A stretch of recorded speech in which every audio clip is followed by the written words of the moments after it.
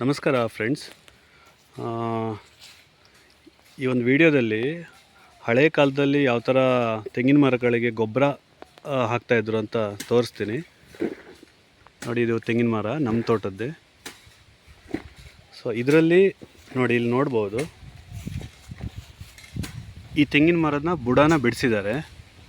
ತೆಂಗಿನ ಮರದ ಬುಡ ಬಿಡಿಸ್ಬಿಟ್ಟು ಅದಕ್ಕೆ ಮರಳನ್ನು ಹಾಕಿದ್ದಾರೆ. ನದಿಯಲ್ಲಿ ಸಿಗುವಂಥ ಮರಳು, ನಾವು ರೈತರು ಅದನ್ನು ಯೂಸ್ ಮಾಡ್ಬೋದು.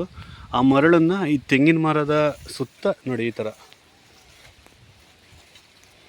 ಥರ ಹಾಕಿದ್ದಾರೆ. ತೆಂಗಿನ ಮರ ಸುತ್ತ ಹಾಕಿದ್ದಾರೆ.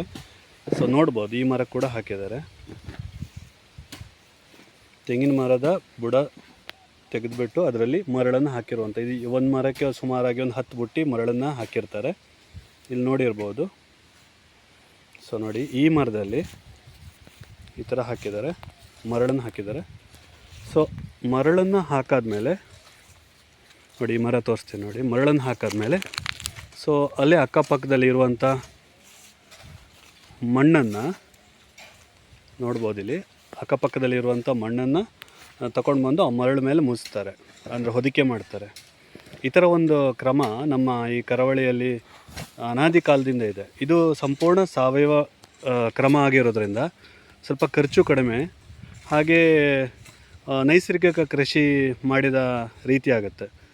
ಸೊ ಇದರಲ್ಲಿ ಕೆಮಿಕಲ್ ಆಗಲಿ ಅಥವಾ ಬೇರೆ ಏನೂ ಆ್ಯಡ್ ಆಗಿರೋದಿಲ್ಲ.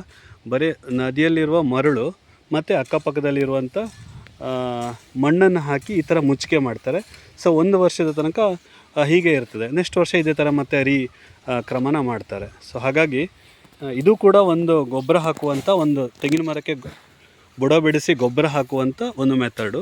ಇದು ತುಂಬ ಅನಾದಿ ಕಾಲದಿಂದ, ನಮ್ಮ ಅಜ್ಜ ಮುತ್ತಜ್ಜ ಕಾಲದಿಂದ ಇದು ಚಾಲ್ತಿಯಲ್ಲಿದೆ. Thank you.